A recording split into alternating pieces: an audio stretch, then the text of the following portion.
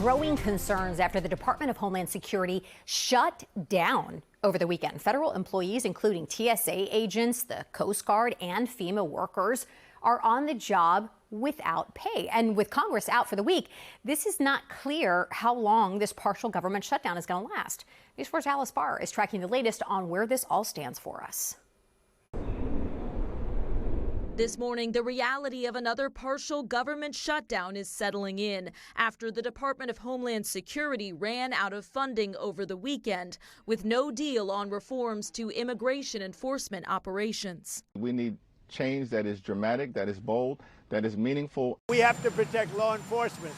While negotiators struggle for common ground, ICE and Border Patrol at the center of the dispute are still funded through what President Trump called the Big Beautiful Bill, while critical workers at FEMA, the Coast Guard, and TSA are once again working without pay. People's lives and livelihoods are being played with here. Union leader Andrew Cardoso says many TSA agents are still recovering from the last shutdown in the fall that snarled air travel for weeks. He says they can't afford another extended stretch without pay.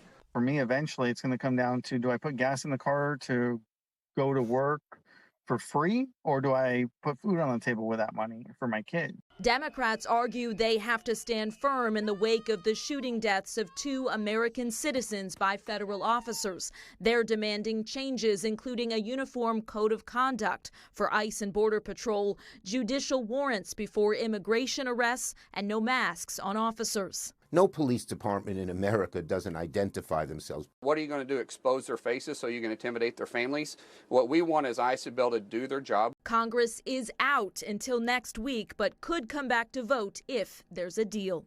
Republicans are accusing Democrats of political theater in the lead up to President Trump's State of the Union address next week.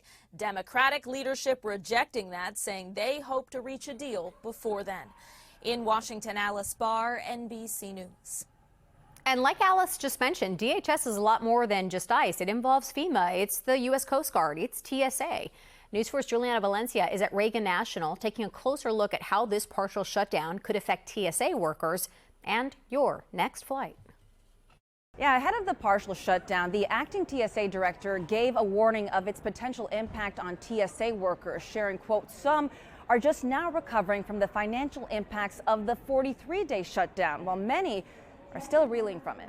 Around 95% of TSA employees, 61,000, are deemed essential and now faced with working without pay again, just 12 weeks after the last shutdown. All these people who work so hard on behalf of our country continue to pay this price. It's un-American. I feel sorry for those workers. It's hard to have to go to work every day and not get paid. But in terms of ICE, I think it should be shut down immediately, and whatever it takes to do that. Last week, during an oversight hearing on potential shutdown impacts to DHS, acting TSA Director Ha Win McNeil shared they saw more than a 25% increase in TSA separations last October and November than they did during that same period in 2024. TSA saw increased rates of unscheduled absences and localized spikes in wait times as the shutdown dragged on, and the cost of coming to work became more and more untenable for our frontline workforce. And longer wait times could happen again, depending on how long the shutdown goes on. McNeil even highlighting the challenges for a local canine handler at DCA. During the shutdown, she was forced to draw out funds from her retirement savings as well as food donations to provide for her family until she received her first post-shutdown paycheck. And it's not just concerns over wait times and lack of pay. McNeil said a delay in funding would put them behind from a technology and staffing perspective ahead of the World Cup when millions of travelers are expected. At Reagan National, Juliana Valencia, News 4.